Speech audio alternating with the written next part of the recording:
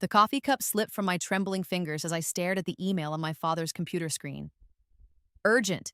FDA investigation. Suppress all documentation immediately. My heart hammered against my ribs as I scrolled through the attached files, each one more damning than the last. Test results showing their new diabetes medication caused liver failure, cover-up memos, bribed officials, and at the bottom of the chain, my father's signature on a document authorizing the destruction of evidence that could save thousands of lives. 23 years old, and I was about to become the whistleblower who would destroy Blackstone Pharmaceuticals, my own father's empire. But this time, I knew exactly what I was doing. This time, I had a plan, because this wasn't my first life. 3 months ago, I had died in a car accident at 25, broke and broken, having spent 2 years fighting a legal battle against this very company after their medication killed my diabetic boyfriend. In that life, I'd been David Chen's estranged daughter who'd cut ties with him at 18, refusing to take his money or work for his company. I'd chosen integrity over comfort, and it had cost me everything. I died knowing that Blackstone's new drug was killing people, but without proof, without access, without anyone believing the word of a grieving girlfriend against one of the most powerful pharmaceutical companies in the country.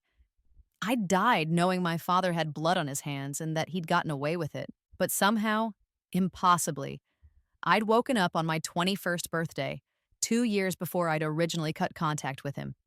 2 years before everything went wrong. This time, I had something I'd never had before, foreknowledge. And this time, I was going to use it. The irony wasn't lost on me. In my previous life, my father had always said I was too idealistic, too naive to understand how the world really worked. "You think you can change things, Emily, but you're just a foolish little girl playing at being a hero," he'd sneered during our last conversation. Well, he was about to find out just how foolish this little girl could be. I minimized the incriminating email and leaned back in the leather chair of his corner office, my fingers drumming against the mahogany desk. Through the floor-to-ceiling windows, Manhattan sprawled below me like a kingdom waiting to be conquered, or in this case, like an empire waiting to fall. My phone buzzed, a text from my father. "Emily, I'm impressed with your work these past months. You've proven yourself invaluable. I think it's time we discussed your future at the company." I almost laughed, if only he knew. The path to this moment had taken careful planning and even more careful acting. 3 months ago, when I'd first returned to this timeline, I'd swallowed my pride and called my father. I'd told him I'd been thinking about our relationship, about family, about my future. I'd fed him exactly what his narcissistic ego wanted to hear. That I'd been wrong to reject him, that I wanted to learn from him, that I finally understood his perspective. It had been nauseating, but it had worked. David Chen was a man who collected trophies, and having his rebellious daughter finally submit to his will was the ultimate prize. He'd welcomed me back with open arms and a job offer. "Start as my personal assistant," he'd said, his eyes gleaming with satisfaction. "Learn the business from the ground up. Show me you're serious about this." I'd agreed immediately, knowing that in my previous life I'd turned down this exact offer, that Emily had been too proud, too righteous. This Emily was going to be smarter. The past 3 months had been a masterclass in deception. I'd played the role of the dutiful daughter perfectly, arriving early, staying late, being helpful and eager and just grateful enough to stroke his massive ego. I'd attended company parties where executives joked about their little FDA problems, while their wives showed off jewelry bought with blood money. I'd sat through board meetings where they discussed damage control and acceptable casualty rates, like they were talking about quarterly projections. And through it all, I'd smiled and taken notes and slowly, methodically, gained access to everything. My father's greatest weakness had always been his need for control, and his greatest strength had been his paranoia. In my previous life, that paranoia had made him nearly untouchable. But this time, I was on the inside. This time, his need to micromanage everything meant that his personal assistant, me, had access to all of it. The irony was delicious. He thought he was grooming me to take over the family business someday. He had no idea I was planning to burn it to the ground. I opened a new browser window and navigated to the secure cloud storage account I'd set up using an encrypted VPN. Over the past 3 months, I'd been carefully documenting everything: photos of documents taken with a hidden camera, audio recordings from private meetings, financial records showing bribes and cover ups going back years. But the real prize was what I'd discovered just today. The new diabetes medication, diabetalin, wasn't just causing liver problems in a few unlucky patients. According to the internal studies my father's company had buried, it was causing liver failure in nearly 30% of users over 65. They knew this. They'd known it for 8 months, and they'd not only kept it quiet, they'd actively lobbied to fast-track FDA approval. In my previous life, diabetalin had gone to market 6 months from now. Within a year, it would be linked to over 3,000 deaths. The lawsuits would eventually bring the company down, but not before my father and his cronies had made billions and hidden their assets offshore. Not before thousands of people like my boyfriend Marcus, had died. But this time, things were going to be different. I pulled up my encrypted messaging app and scrolled to my contact list. In my previous life, I'd been a struggling freelance journalist with no connections and no credibility. But this time, I'd spent 3 months carefully cultivating relationships with the right people: investigative journalists at the Washington Post and the New York Times, FDA whistleblower advocates, congressional staffers on the Health Committee, lawyers who specialized in pharmaceutical litigation. I'd been patient, building trust, feeding them smaller stories to establish my credibility. Stories about minor regulatory violations and questionable marketing practices. Nothing that would trace back to me, but enough to show I had access to real information. Now it was time for the main event. I began typing a message to Sarah Martinez, the investigative journalist at the Post, who'd been covering pharmaceutical corruption for the past decade. In my previous life, she'd been the one to eventually expose diabetalin, but too late to save the people who'd already died. Sarah, I have something big. Bigger than the Blackstone story you covered last year. Can we meet tonight? Usual place, 8 p.m. Come alone and bring encryption equipment. What I'm about to show you will bring down one of the largest pharmaceutical companies in the country. I hit send, then compose similar messages to my other contacts. By tomorrow morning, copies of everything would be in the hands of journalists, regulators, and prosecutors simultaneously. My father wouldn't be able to silence them all. The office door opened, and I quickly minimized my windows, pulling up a spreadsheet of appointment schedules. My father walked in, his silver hair perfectly styled, his $1,000 suit making him look every inch the successful businessman. In my previous life, I'd inherited his dark hair and sharp cheekbones, but none of his ruthless ambition. Looking at him now, I could see the predator beneath the polished exterior. "Emily, darling," he said, settling into the chair across from his desk. "I wanted to talk to you about your performance these past few months." I arranged my features into the eager, slightly nervous expression he expected. "Of course, Dad. I hope I've been meeting your expectations." He smiled, and it didn't reach his eyes. "More than meeting them. You've exceeded them. I'll admit, when you first came to me, I had my doubts. You were always so idealistic, so determined to see the world in black and white. If only you knew, I thought, but kept my expression neutral. But you've shown real growth," he continued, "real maturity. You understand now that business, real business, requires tough decisions. Sometimes we have to accept that there will be casualties for the greater good." Casualties. That's what he called the people his drugs killed. Casualties. "I've learned so much from you," I said, and it was actually true. I'd learned exactly how much of a monster he was. "Good, because I have an important assignment for you." He leaned forward, his eyes intense. "The diabetalin launch is moving forward ahead of schedule. The FDA fast-track approval came through this morning. My blood ran cold. In my previous life, the approval had taken another 6 weeks. If they were launching early... That's wonderful news, I managed, hoping my voice sounded steady. It is, but there are some complications. Some overly cautious voices raising concerns about the safety profile. Nothing serious, you understand, just the usual regulatory theater. but I need someone I trust completely to handle the communications around this. He slid a tablet across the desk. On the screen was a press release announcing diabetolin's approval and immediate availability.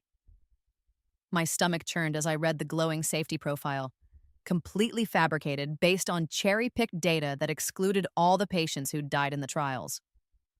I want you to personally coordinate with our media contacts, he said. Make sure this story gets the coverage it deserves. Emphasize the breakthrough nature of this treatment, the lives it will save. We need to get ahead of any potential negative coverage. I nodded slowly, my mind racing.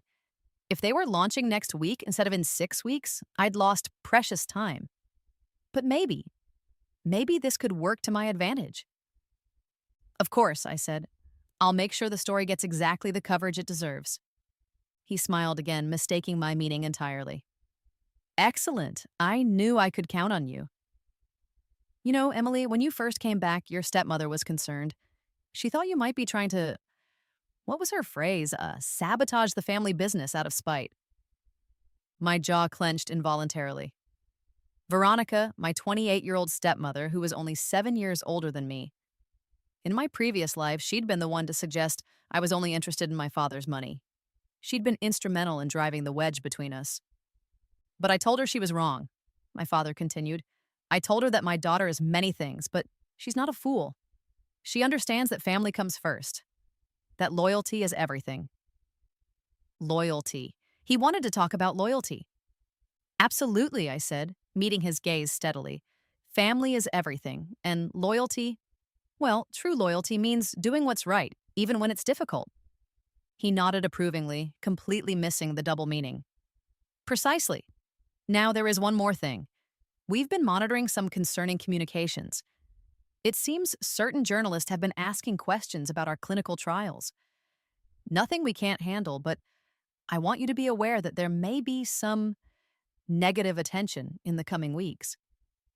My pulse quickened. Had they discovered my contacts? Did they know? What kind of questions? I asked carefully. The usual muckraking. Were there any adverse events? Were all participants properly informed of risks? You know how these people are. They see conspiracy everywhere, but our legal team is handling it. I nodded, keeping my expression concerned but not alarmed. Inside, I was calculating. If journalists were already asking questions, it meant the story was developing faster than I'd anticipated. I needed to move up my timeline.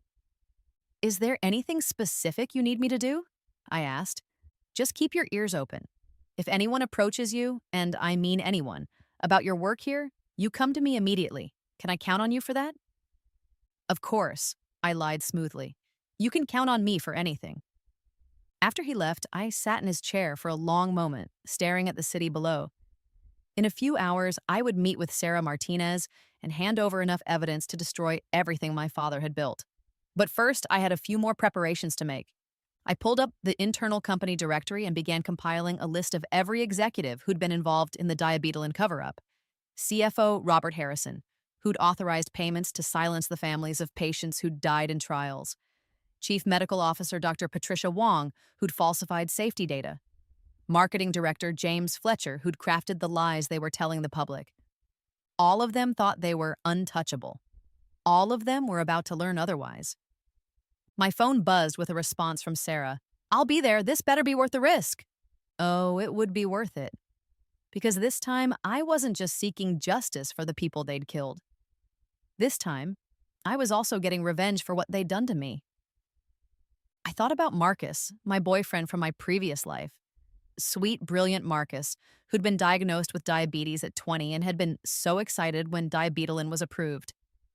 Finally, something that might actually work, he'd said, his eyes bright with hope. 3 months later, he was dead from liver failure, and I was left with nothing but rage and a determination to make them pay. Well, now they were going to pay. I spent the rest of the afternoon carefully preparing my evidence packages. Everything was organized chronologically, with clear explanations and supporting documentation. Internal emails showing executives discussing how to hide adverse events. Financial records showing payments to silence victims' families. Clinical trial data that had been altered or suppressed. And at the center of it all, the smoking gun. A recording of last week's board meeting where my father had explicitly ordered the destruction of evidence. Getting that recording had been the hardest part. I'd had to plant a tiny digital recorder in the boardroom chandelier during a routine cleaning that I'd volunteered to oversee. The audio quality wasn't perfect, but it was clear enough to hear my father's voice saying, "I don't care what the lawyers think. Those files disappear tonight, and anyone who has a problem with that can find themselves a new job." By 5 o'clock, I had everything ready. 7 encrypted flash drives, each containing the complete evidence package. 7 different journalists and prosecutors would receive identical copies, making it impossible for my father's legal team to suppress the story. I was just preparing to leave when Veronica walked into the office. My stepmother was everything I wasn't. Blonde, polished, and ruthless, in a way that made her perfect for my father. She surveyed the office with the calculating gaze of someone who was always looking for an advantage. "Emily," she said, her voice honey-sweet with an edge of steel. "How lovely to see you working so hard." "Veronica," I replied, keeping my tone neutral. "Dad's in the executive conference room if you're looking for him." "Actually, I wanted to talk to you." She settled into the chair my father had vacated earlier, crossing her legs elegantly. "I've been watching your rehabilitation these past few months." I raised an eyebrow. "Rehabilitation?" "Oh, don't play innocent. We both know why you're really here." Her smile turned predatory. "The question is whether your father realizes it." My heart rate spiked, but I kept my expression calm. "I'm not sure what you mean." "Of course you don't." She examined her perfectly manicured nails. "You know, in my experience, people don't really change. They just get better at hiding who they are." "That's an interesting philosophy," I said carefully. "Isn't it? For instance, I've always been ambitious and somewhat ruthless. I've just learned to package it better." She looked up at me with those cold blue eyes. "And you've always been self-righteous and vindictive. The only difference now is that you're pretending otherwise." I felt a chill run down my spine. How much did she know? "I think you're mistaken about my motivations," I said. "Am I?" "Tell me, Emily, what happened to all that idealism? All those principles you used to lecture your father about? Did they just disappear when you realized how much money you could inherit?" I met her gaze steadily. "Maybe I just grew up." She laughed, a sound like breaking glass. "Or maybe you realize that the best revenge is served from the inside." The words hung in the air between us. She knew. Somehow, she knew. "That's quite an accusation," I said finally. "Oh, it's not an accusation. It's just an observation. You see, I've been doing some digging into your activities these past few months. Your internet searches, your communications, your little coffee meetings with certain journalists." My blood turned to ice. "I don't know what you think you've discovered." "I think I've discovered exactly what you're planning." She leaned forward, her eyes glittering with malice. "The question is, what am I going to do about it?" I stared at her, my mind racing through possibilities. If she'd been monitoring me, she might have enough to expose my plan. But if she'd had real proof, she would have gone to my father already. This felt like a fishing expedition. "And what do you think I'm planning?" I asked. "I think you're planning to destroy your father's company out of some misguided sense of justice. I think you've been gathering evidence and feeding information to journalists. And I think you believe you're going to be the hero who brings down Big Pharma." She wasn't wrong, but there was something in her tone that suggested she wasn't planning to stop me. "That's quite a theory," I said. "What makes you think I'd do something like that?" "Because it's exactly what I would do in your position." Her smile turned genuine for the first time. "You see, Emily, you and I aren't so different. We both want to see David get what he deserves." I blinked, completely thrown. "What?" "Oh, don't look so surprised. Did you think I married him for love? David Chen is a useful stepping stone, nothing more. But lately, he's been more of a liability than an asset." My mind reeled. "You want to destroy the company?" "I want to destroy David. The company is just collateral damage." She examined her nails again. "You see, I've been planning my own exit strategy for quite some time. Offshore accounts, asset protection, the works. But your little crusade is going to accelerate my timeline considerably." I stared at her, trying to process this unexpected turn. Why are you telling me this? Because I want to make you an offer. You clearly have access to evidence that could bring down the company. I have access to David's personal assets and financial records. Together, we could ensure that when this all comes out, we're the only ones left standing. It was tempting, I had to admit. The idea of having an ally, especially one with access to my father's finances, was appealing. But I didn't trust Veronica as far as I could throw her. What exactly are you proposing? I asked. I'm proposing we work together. You provide the evidence to bring down the company. I make sure certain assets are protected before the inevitable bankruptcy and criminal charges. We split what's left 50-50. And my father? Her smile turned cold. Your father gets exactly what he deserves: prison, disgrace, and the knowledge that the two women he underestimated destroyed everything he built. I pretended to consider it, but my mind was already made up. I didn't want my father's money. I wanted justice. Still, having Veronica as an ally might be useful. I need time to think about it, I said. Of course, but don't take too long. I suspect your timeline is rather urgent. After she left, I sat in the gathering darkness of the office, trying to process what had just happened. Veronica knowing about my plan was a complication I hadn't anticipated, but it might not be entirely bad. If she was planning to betray my father anyway, she wouldn't warn him about what I was doing. At least, I hoped she wouldn't. I gathered my things and headed for the elevator. In 2 hours, I would meet with Sarah Martinez and set in motion the chain of events that would destroy Blackstone Pharmaceuticals. Tomorrow morning, the story would break simultaneously across multiple news outlets. By next week, my father would be under federal investigation. The elevator doors opened and I stepped inside, pressing the button for the parking garage. As the car descended, I caught my reflection in the polished steel doors. I looked like my father, the same dark hair, the same sharp features. But unlike him, I was going to use my resemblance to him for good. The parking garage was dimly lit and nearly empty. My footsteps echoed as I walked toward my car, my mind already on the meeting ahead. I was so focused on my thoughts that I almost missed the black sedan parked near the exit, its engine running. Almost. I slowed my pace, every instinct screaming danger. The car's windows were tinted, making it impossible to see inside, but something about its positioning felt deliberate, like it was waiting. I changed direction, heading for a different exit, but the sedan immediately pulled forward, blocking my path. The driver's door opened, and a man in an expensive suit stepped out.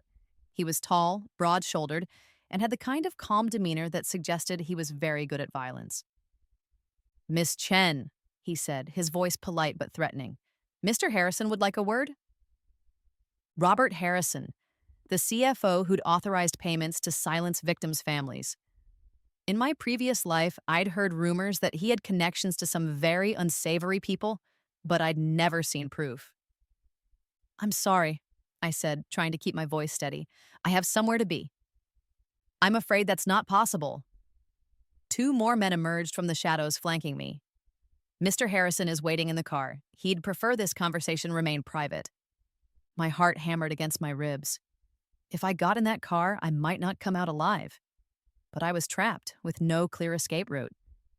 "What does Mr. Harrison want to discuss?" I asked, stalling for time while I looked for options. "Your recent activities, your communications with certain journalists, your access to sensitive company information." So they did know. The question was how much they knew and whether they had any proof. "I'm not sure what you mean," I said. The man smiled, but it didn't reach his eyes. "Miss Chen, we know you've been copying files from your father's computer. We know you've been meeting with reporters. And we know you're planning to release information that could damage the company." My mind raced. If they had solid proof, they would have gone to my father first. This felt like a fishing expedition, albeit one backed by men who looked like they could make me disappear. "Even if that were true," I said carefully, "what would Mr. Harrison want to discuss about it?" "He wants to offer you a deal, a very generous deal." I almost laughed. First Veronica, now Harrison. Everyone wanted to make a deal. "I'm listening," I said. $1 million cash for your silence. You destroy whatever evidence you think you have, you cut contact with any journalists, and you forget whatever you think you know about diabetelin. It was a substantial offer, more money than I'd ever seen in my previous life. But it was also an admission of guilt. They wouldn't offer that much unless they were truly desperate. And if I refuse? I asked. His smile turned predatory. Then we'll be forced to take other measures to protect the company's interests. The threat was clear, but what he didn't know was that I'd already prepared for this possibility. The evidence packages were already prepared, already scheduled for delivery, regardless of what happened to me. I need time to consider the offer, I said. I'm afraid time is something we don't have. The offer expires in 1 hour. After that, he shrugged eloquently. 1 hour. I was supposed to meet Sarah in 2 hours. If I agreed to their deal, I could walk away. I could take the money and disappear, start a new life somewhere far from my father's reach. In my previous life, that would have been appealing, but this wasn't my previous life. This time, I had the power to save lives. This time, I could make them pay for what they'd done. I'll need to see the money first, I said. He nodded to one of his associates, who opened the sedan's trunk. Inside was a black duffel bag, unzipped to reveal neat stacks of cash. $1 million, Harrison's voice came from inside the car. All yours, Miss Chen. All you have to do is walk away. I stared at the money, thinking about Marcus, about all the people who would die if diabetelin went to market. Then I thought about my father, sitting in his office, believing he was untouchable. It's a generous offer, I said, but I'm afraid I'll have to decline. The men moved closer, and I saw the first one reach inside his jacket. But before he could draw whatever weapon he was carrying, the parking garage filled with the sound of approaching sirens. The men froze, looking around in confusion. The sirens grew louder, and suddenly the garage was flooded with the red and blue lights of police cars. NYPD! A voice boomed over a loudspeaker. This is a federal investigation. Nobody move! The men around me looked at each other in panic. One of them grabbed for his gun, but before he could draw it, tactical officers were pouring into the garage from multiple entrances. I hit the ground as chaos erupted around me. Gunfire echoed off the concrete walls as the men tried to fight their way out. But they were outnumbered and outgunned. Within minutes, all three were on the ground in zip-tie restraints. A familiar voice called my name, and I looked up to see Agent Sarah Chen, no relation despite the shared surname, approaching with her FBI badge displayed. I knew Sarah from my previous life. She'd been one of the agents investigating Blackstone after Marcus's death. Are you all right, Miss Chen? She asked, helping me to my feet. I'm fine, I said, brushing dust off my clothes. But how did you... We've been monitoring communications related to an ongoing federal investigation. When we intercepted plans to intercept you tonight, we moved to intervene. I stared at her in confusion. Federal investigation? She smiled grimly. Miss Chen, the FBI has been building a case against Blackstone Pharmaceuticals for the past 8 months. We know about the diabetelin cover-up, the bribed officials, the falsified data. We've been waiting for the right moment to move. My mind reeled. In my previous life, the federal investigation hadn't started until after diabetelin had already killed thousands of people. What had changed? But how? I started to ask. How did we know? We received an anonymous tip 3 months ago. Someone sent us enough evidence to launch a full investigation. Financial records, internal communications, clinical trial data, everything we needed to build a case. 3 months ago, right when I'd returned to this timeline, but I hadn't contacted the FBI. I'd been focused on building relationships with journalists. Then it hit me. Someone else had sent the evidence. Someone else had known about the cover-up and had decided to act. Who sent the tip? I asked. Agent Chen's expression was carefully neutral.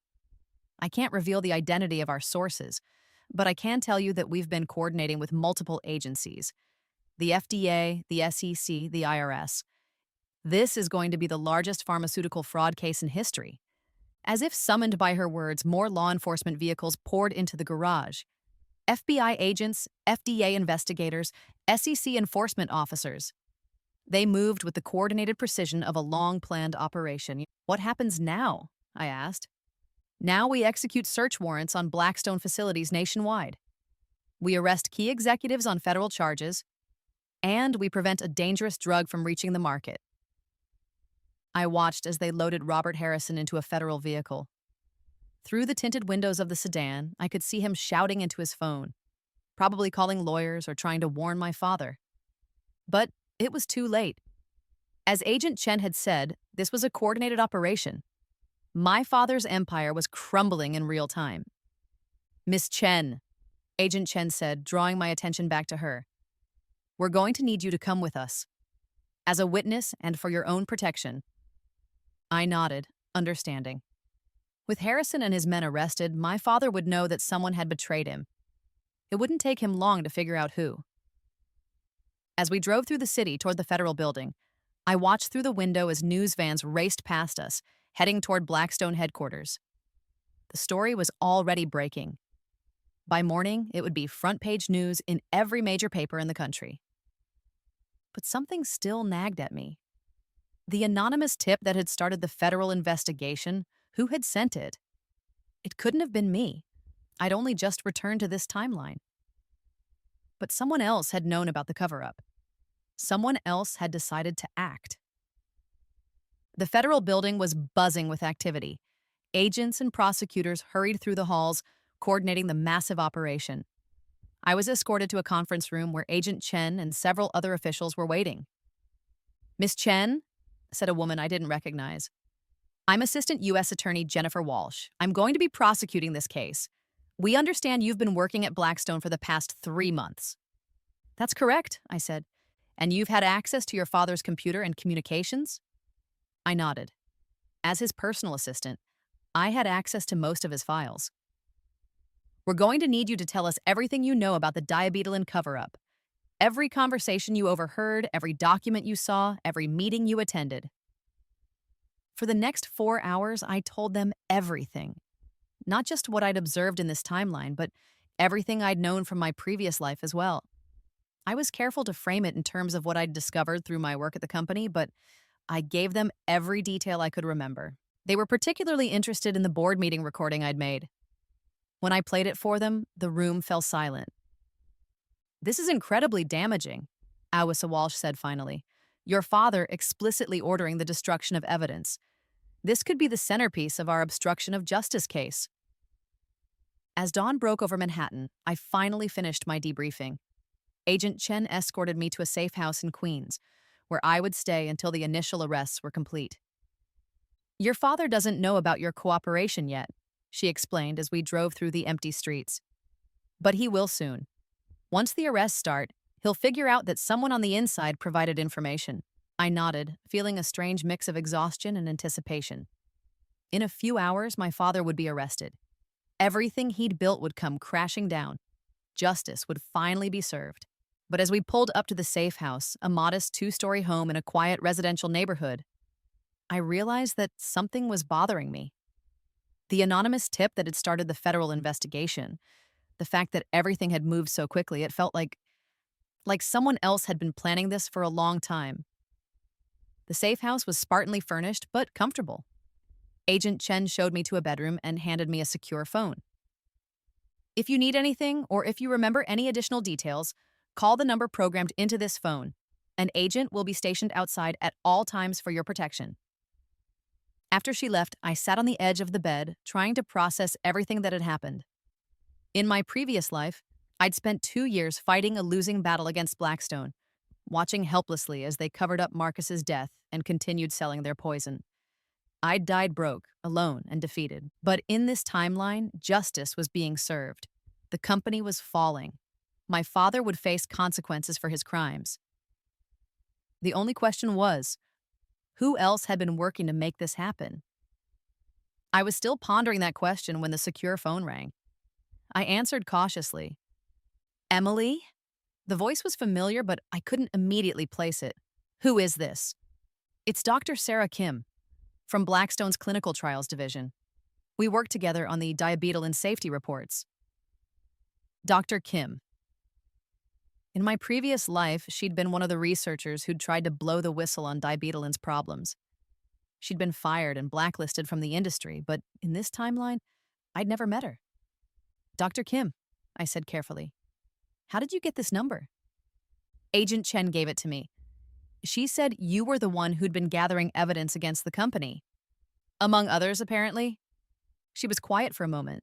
Then, Emily, I need to tell you something about the anonymous tip that started the FBI investigation. My pulse quickened. What about it? It was me. I sent it. I sat up straighter. You? 3 months ago, I was approached by someone. Someone who claimed to know about the diabetolin cover-up, about what the company was planning to do. They gave me evidence, documents, recordings, financial records, everything I needed to build a bulletproof case. Who approached you? I asked, though I was beginning to suspect I already knew the answer. She said her name was Emily Chen. She said she was David Chen's daughter and that she'd been planning to expose the company for months. She said she needed someone on the inside to make the evidence credible. My blood ran cold. What did she look like? Dark hair, about 25, very intense. She knew things about the company that no outsider should have known. Details about internal meetings, private communications between executives. It was like she'd been watching us for years. It was me. Or rather, it was the Emily from my previous life. Somehow, impossibly, she'd also returned to this timeline. But unlike me, she hadn't chosen to work from the inside. She'd chosen to work from the outside, feeding evidence to people who could act on it. Dr. Kim?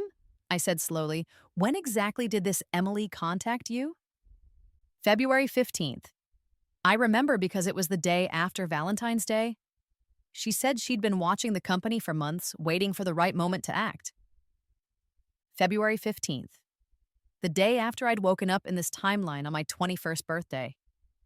Which meant there were two of us.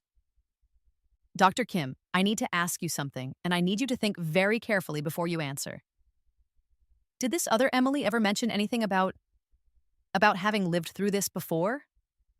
There was a long pause. That's a strange question. Please, it's important. She did say something odd. She said she'd tried to stop the company before through legal channels, but that she'd failed. She said this time she was going to be smarter. She was going to hit them from multiple angles simultaneously. My hands were shaking. There were two of us. Two versions of Emily Chen who had somehow returned to this timeline with knowledge of what was to come. But we'd chosen different paths. I'd chosen to work from the inside, to become my father's secretary and gather evidence. She'd chosen to work from the outside, building a case through official channels. Dr. Kim, do you have any way to contact this other Emily? No. She only contacted me. Always from different numbers, always encrypted communications. I haven't heard from her since I sent the evidence to the FBI. After I hung up, I sat in the safe house bedroom, my mind reeling. How was it possible? How could there be two of us? And more importantly, what did this mean for our plan? I turned on the television, flipping to a news channel. The story was already dominating the headlines. Breaking: FBI raids pharmaceutical giant Blackstone. CEO David Chen arrested on federal charges. The reporter stood outside Blackstone headquarters as federal agents carried boxes of evidence from the building.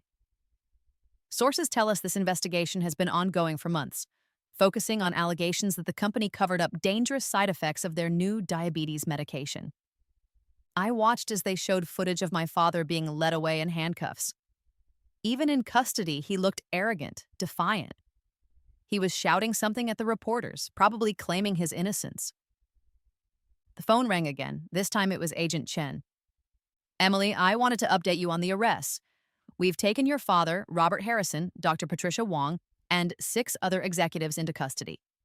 We've also executed search warrants on 37 Blackstone facilities nationwide. What about Veronica? I asked. Your stepmother? She's been very cooperative. In fact, she's provided us with additional financial records that show how the company moved money to cover up the diabetolin problems. Of course she had. Veronica was nothing if not a survivor. She'd probably positioned herself as a whistleblower to avoid prosecution. Agent Chen, I said, I need to ask you something. Have you had contact with anyone else claiming to be Emily Chen? There was a pause. That's an odd question. Why do you ask? I have reason to believe that someone else has been feeding information to the investigation. Someone who's been using my name.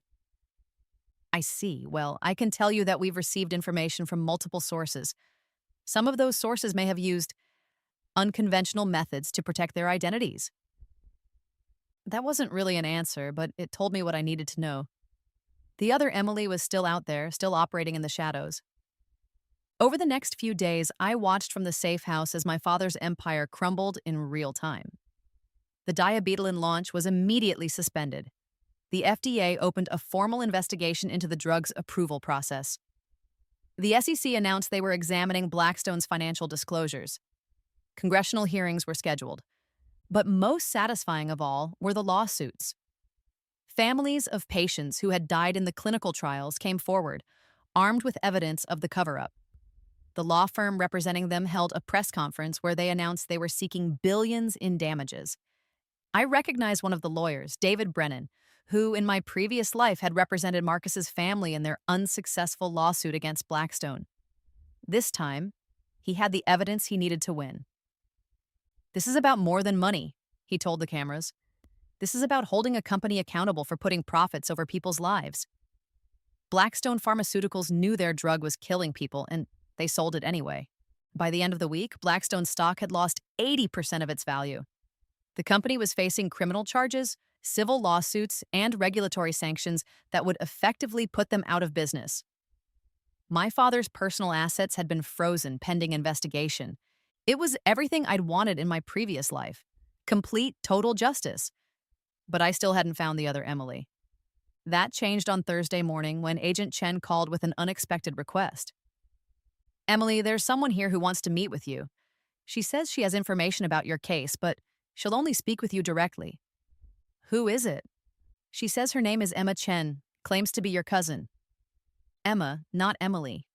Close enough to use my name when necessary, but different enough to maintain a separate identity. Clever. An hour later, Agent Chen brought me to a secure conference room in the federal building. Sitting at the table, wearing a dark suit and an expression of grim satisfaction, was someone who looked exactly like me, not similar, exactly like me. Same face, same hair, same scar on my left hand from when I'd cut myself making dinner in college. The only difference was in her eyes.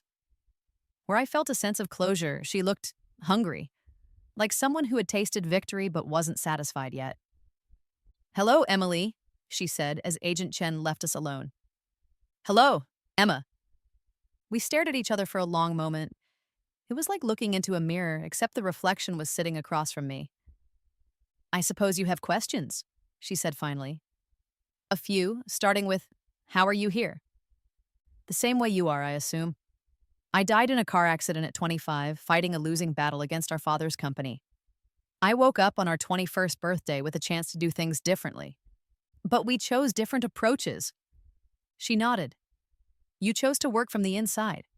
I chose to work from the outside. Both were necessary." "How did you know about me?" "I've been watching. When you suddenly reconciled with father and started working for him, I knew something had changed. It took me a while to figure out what. But when I saw how systematically you were gathering evidence, I realized there had to be another version of me involved." I leaned back in my chair, trying to process this. "So you've been coordinating with my efforts?" "In a way. You focused on gathering evidence from inside the company. I focused on building relationships with law enforcement and prosecutors. Together, we've been more effective than either of us could have been alone." "Why didn't you contact me directly?" Her expression hardened. "Because I wasn't sure I could trust you. When I saw you playing the dutiful daughter, attending company parties, smiling at father's jokes, part of me wondered if you'd actually been seduced by his world." "Never," I said firmly. "Every moment of that was an act." "I know that now, but at the time, I had to be careful. Too much was at stake." I studied her face, looking for differences, for some sign that would help me understand how we could both exist. But there was nothing. She was me, just with 3 months of different experiences. "What happens now?" I asked. "Now we finish what we started. Father and his cronies are arrested, but that's just the beginning.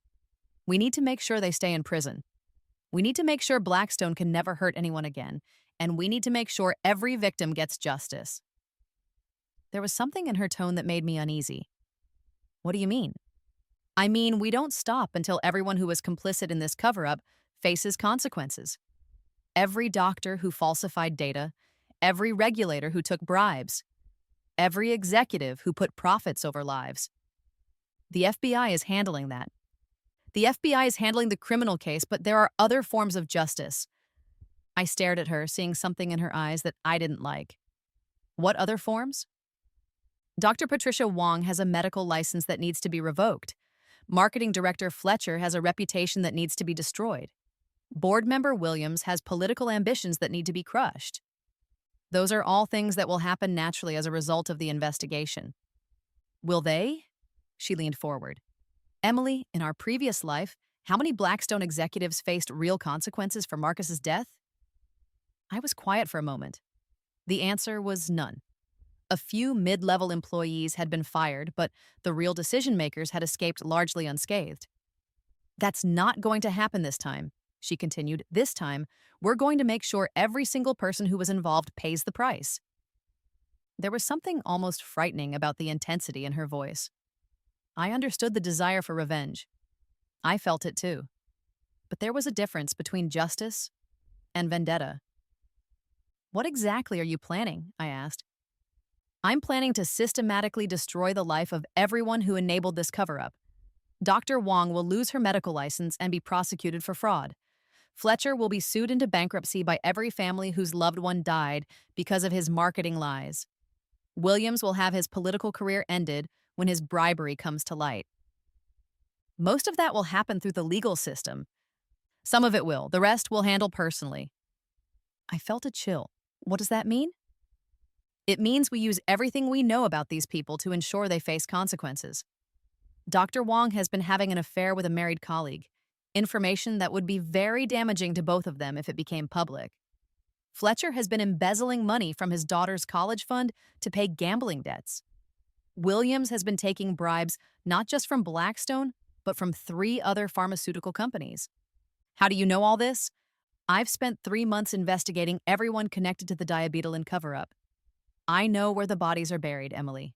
All of them. I stared at her, seeing myself but not recognizing the person across from me. You're talking about blackmail, about destroying people's personal lives. I'm talking about justice. These people didn't just enable a cover-up that killed thousands of people. They did it knowing they could probably get away with it.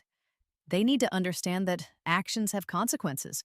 The criminal charges might not stick, might get plea bargained down, might result in suspended sentences. Her eyes were cold. This is bigger than one case, Emily. This is about sending a message that corruption won't be tolerated.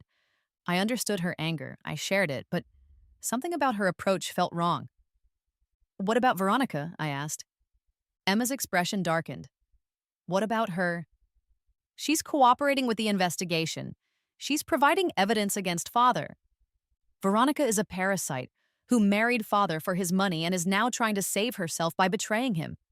She doesn't deserve to walk away from this unscathed. But she's helping bring him down.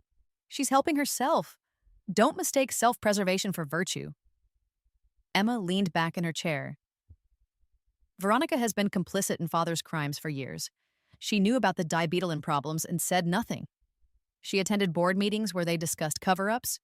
She profited from blood money. So what are you planning to do about her? I'm going to make sure she faces consequences for her complicity. Financial consequences, social consequences, legal consequences. There was something almost obsessive about the way she talked about revenge. I understood the desire for justice, but this felt like something darker. Emma, I said carefully, I think we need to be careful not to lose sight of what we're trying to accomplish here. Which is justice for the people who died, making sure dangerous drugs don't reach the market, holding the responsible parties accountable through the legal system. That's not enough. Why not? Because the legal system failed us before. Because these people have money and connections and lawyers who can get them reduced sentences or favorable plea deals. Because unless we make the consequences so severe that nobody would ever consider doing this again, nothing will really change. I saw the logic in her argument, but I also saw the danger. You're talking about taking the law into our own hands. I'm talking about making sure justice is actually served, not just pursued. We sat in silence for a moment, each studying the other. It was strange arguing with myself, or with a version of myself. I could see her point of view because I'd felt the same anger, the same desire for revenge. But somewhere along the way, our paths had diverged. There's something else, she said finally. Something you need to know about Father. What? He's not going to stay in prison. His lawyers are already working on a deal with the prosecutors. Reduced charges in exchange for cooperation with other investigations. My stomach dropped. What kind of deal? 5 years, minimum security, eligible for parole in 3. He'll be out before he's 60, with millions of dollars hidden in offshore accounts. The FBI said his assets were frozen, the assets they know about. But Father's been planning for something like this for years. He has money hidden in places they'll never find. I felt sick. After everything we'd done, after all the evidence we'd gathered, my father might still escape real consequences. How do you know this? I asked. I have sources in the prosecutor's office. The deal isn't finalized yet, but it's being seriously considered. We have to stop it. We? She raised an eyebrow. I thought you wanted to let the legal system handle everything. This is different. If he escapes serious consequences, then everything we've done has been for nothing. Exactly. Which is why we need to take matters into our own hands. I stared at her, understanding now why she'd wanted to meet. This wasn't just about comparing notes or coordinating our efforts. This was about recruitment. What do you want me to do? I asked. I want you to help me make sure Father faces real consequences. All of them do. How? We have evidence that goes beyond what we've given to the FBI. Personal information, financial records, compromising communications. We use that evidence to ensure they can't escape justice. That's blackmail. That's insurance. I thought about Marcus, about all the people who would have died if diabetalin had gone to market. I thought about my father, sitting in his cell, probably already planning his comeback. I thought about the possibility that he might be free in 5 years, wealthy and unrepentant. What kind of evidence? I asked. Emma smiled for the first time since I'd met her, the kind that makes plea deals impossible. She reached into her briefcase and pulled out a tablet, sliding it across the table to me. On the screen was a video file labeled Board Meeting, January 15th. I recognized the date. It was from before I'd started working at the company, but it was the meeting where they'd first discussed the diabetalin problems. How did you get this? I asked. I've been planning this for longer than you think. I started gathering evidence the day I woke up in this timeline. I pressed play on the video. The quality was surprisingly good, clearly shot with a hidden camera. The audio was crystal clear. On screen, I watched my father and his executives discuss the diabetalin safety issues with casual indifference. Dr. Wong presented data showing liver failure in test subjects. CFO Harrison calculated the cost of potential lawsuits versus the profits from early market release. Marketing Director Fletcher suggested ways to downplay the risks in their advertising. But the most damning part was my father's response. Gentlemen, we're not in the business of charity. People are going to die from diabetes, whether we release this drug or not. At least this way, we make money while they're dying. I felt nauseated. Even knowing what kind of man my father was, hearing him say it so bluntly was shocking. There are 12 more videos like this, Emma said. Meetings where they discussed bribing regulators, silencing victims' families, falsifying clinical trial data. Everything we need to make sure none of them can claim ignorance or cut deals. Why didn't you give these to the FBI? Because the FBI would be required to share them with defense attorneys as part of discovery. These videos would disappear or be ruled inadmissible on technicalities. She paused. But if they were to be leaked to the media at the right time? I understood. The videos wouldn't be admissible in court if they were obtained illegally. But they would destroy any chance of public sympathy or reduced sentences. The question is, Emma continued, are you willing to do what's necessary to make sure justice is served? I stared at the frozen image on the tablet screen. My father's face, captured mid-sentence as he casually discussed the deaths his greed would cause. In my previous life, I'd tried to fight him through legal channels and failed. This time, working from the inside, I'd helped build a case that had brought him down. But if he could still escape serious consequences through plea deals and hidden assets, what exactly are you proposing? I asked. I'm proposing we make sure every person responsible for the diabetes cover up faces consequences proportional to their crimes.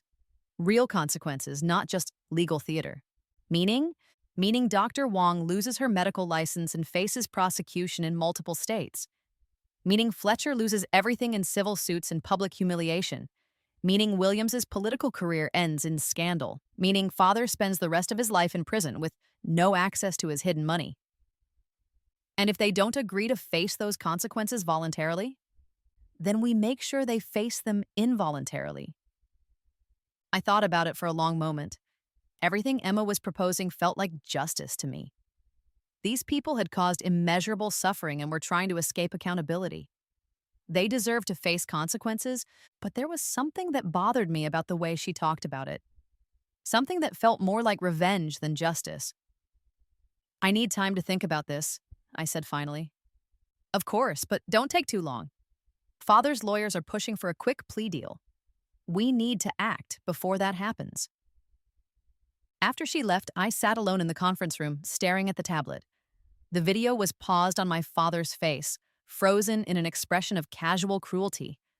I thought about the different paths Emma and I had taken. Both of us had been motivated by the same desire for justice, but we'd approached it differently.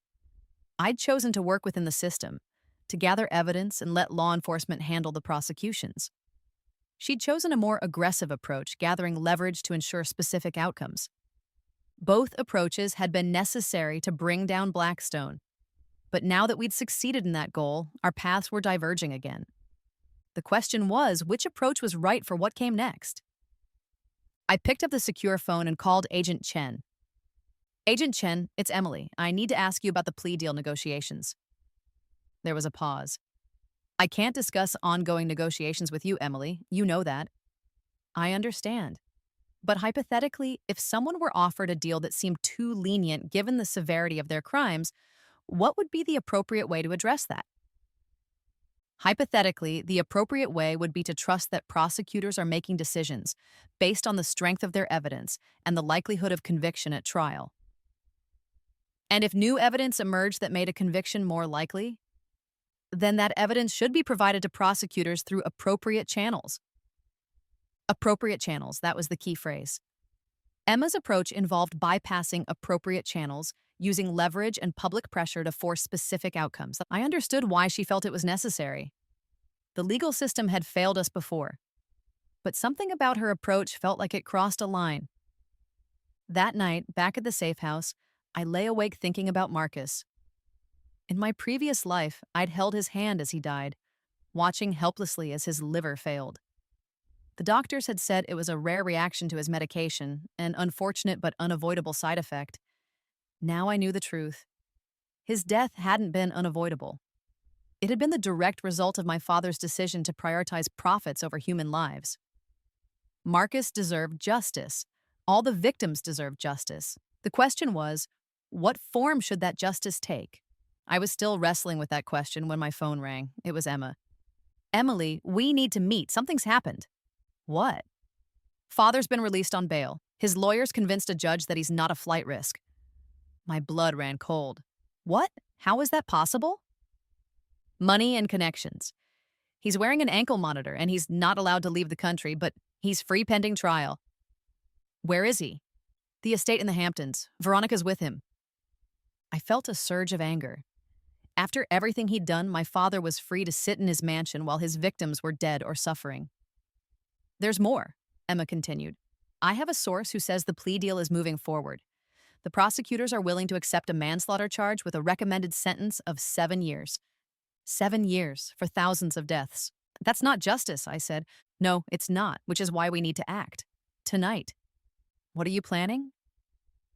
I'm planning to ensure that father faces appropriate consequences for his crimes. Are you with me? I stared out the window of the safe house at the quiet suburban street. In my previous life, I'd spent 2 years fighting for justice through proper channels and failed. This life, I'd helped bring down my father's company, but he was still escaping real accountability. Maybe Emma was right. Maybe the only way to ensure justice was to take matters into our own hands. I'm with you, I said. 2 hours later, Emma picked me up in a black sedan. She'd changed clothes since our meeting. Now she was wearing dark jeans and a black jacket, like someone preparing for covert activity. Where are we going? I asked as we drove through the empty streets. To have a conversation with Father, to present him with a choice. What kind of choice?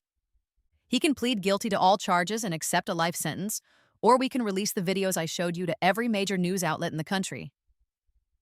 And if he refuses both options? Emma's expression was grim. Then we moved to more direct measures. I didn't ask what that meant. I wasn't sure I wanted to know. The drive to the Hamptons took 2 hours. We spent most of it in silence, each lost in our own thoughts.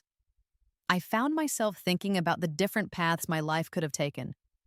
In my original timeline, I'd died fighting a hopeless battle against my father's company.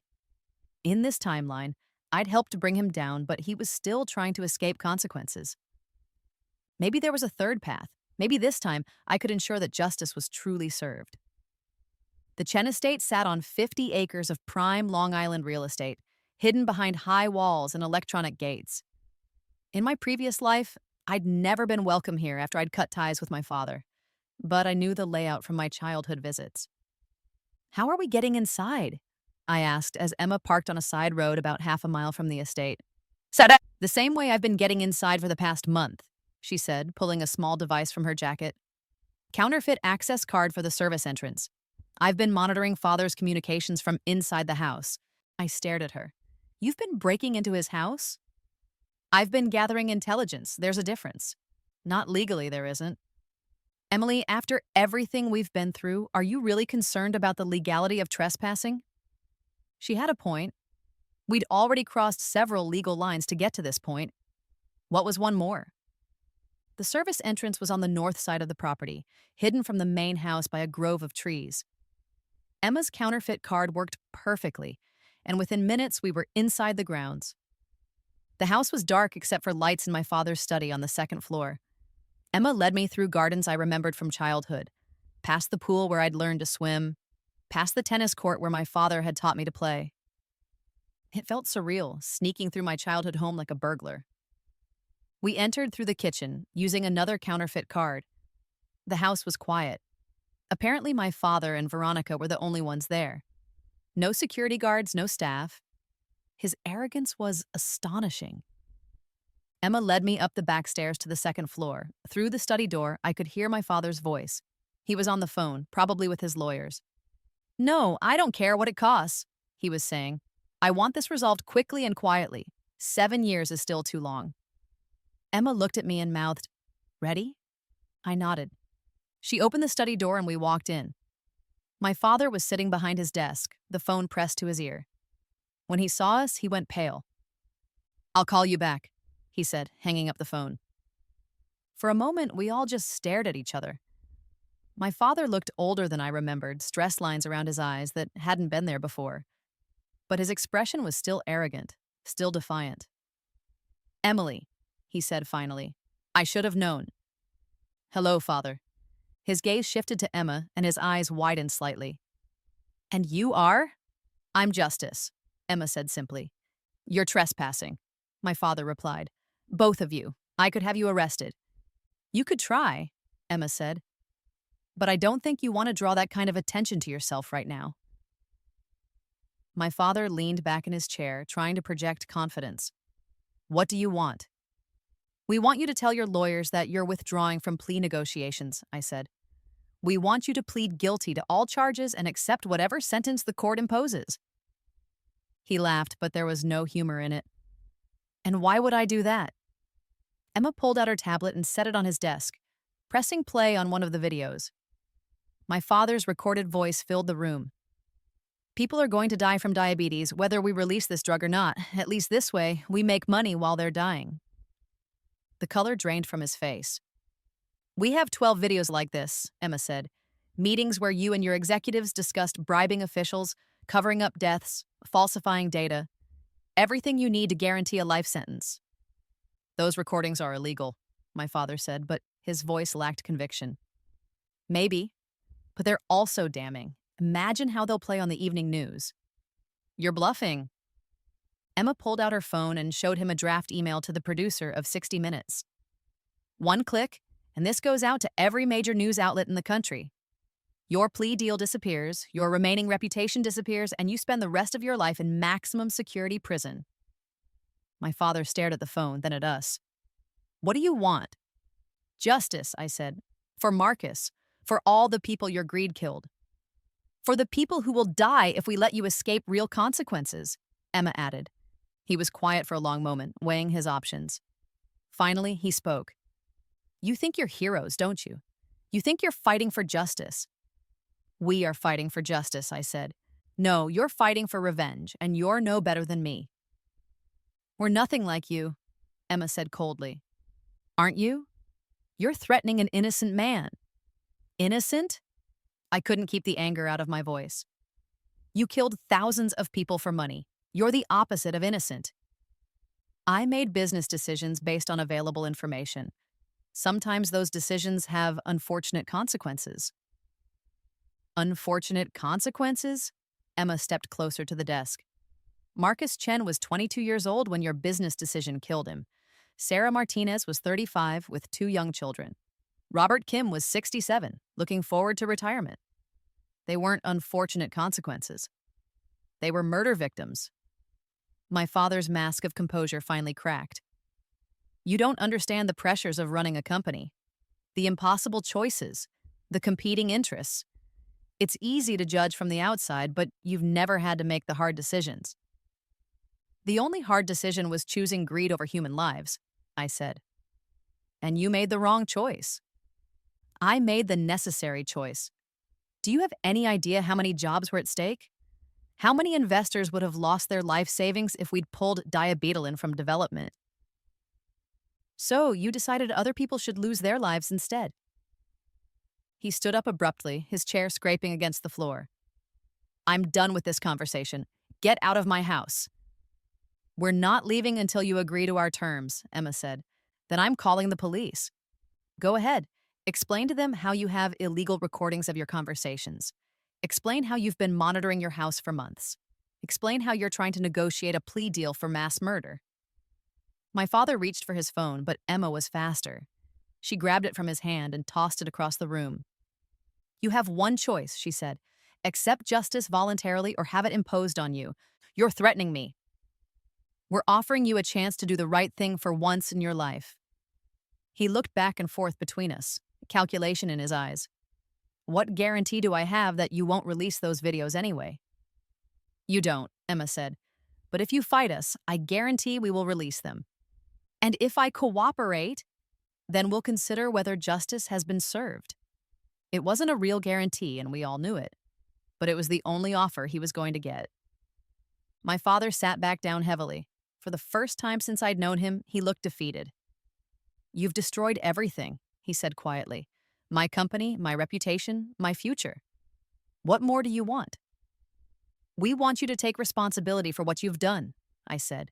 We want you to admit that you chose profits over human lives, and we want you to accept the consequences. And if I do that, you'll leave me alone? If you do that, justice will be served, Emma said. What happens after that depends on whether you've learned anything from this experience. We waited. Outside, I could hear the sound of waves from the nearby beach, the same sound I'd fallen asleep to as a child. This house had once been my home. Now it felt like enemy territory.